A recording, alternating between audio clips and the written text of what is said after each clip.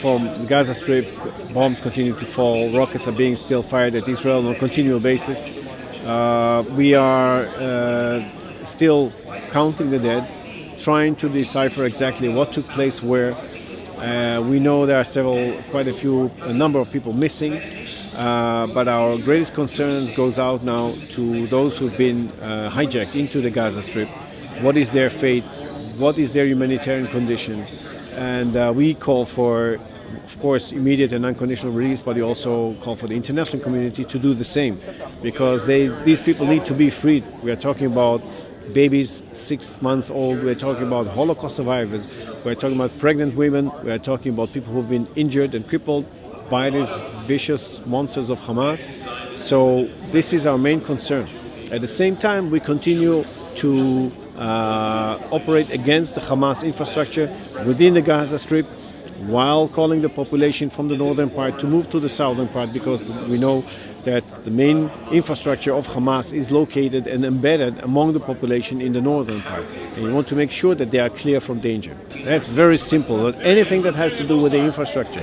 We also want to make sure that the Hamas regime disappears from Gaza, because the way that they abused, most probably, the international support for people in Gaza to siphon it for their purposes, that is something that cannot happen again. Just to give you an example, the rockets that have been fired to Israel, many of them were pipes, water pipes, that were taken out of the ground, replaced by PVC pipes, and shot at Israel as rockets. So this must stop. And therefore, Hamas must leave, but it must also be completely and utterly destroyed and disarmed, and not pose any further threat to the population of Israel. It's been very, very hard. On one hand, people are devastated by the stories and by the stories that came out, by the knowledge of loss of their family and friends, by the loss of entire families, by the fact that so many have been abducted and hijacked into the Gaza Strip. At the same time, people come together, all the differences fall away, all the differences of opinion, of politics, religion, gender, anything. Everybody comes together, ultra-Orthodox, Orthodox, secular people, Arabs, Druze, Christians, everybody's pitching in, everybody's working together. Just to give you an example, many of the ambulance drivers are coming from Arab communities. Some of them were shot deliberately by Hamas because they were driving ambulances, and that actually generated much more support from those communities coming back to Magen David Adom, the Israeli Red Cross, and working as hard as they can to support those we need right now. I think that we have to understand one thing. Our main target is Hamas. We have to eradicate Hamas completely, immediately, now. This must stop. They are continuing to fire rockets at Israel. So this must stop. This is the first and foremost objective of the Israeli government right now.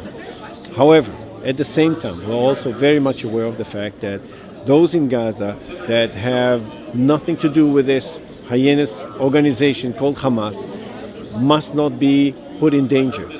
So while Hamas puts their own population in front of them as human shields, Israel tries to get these people and our people out of harm's way.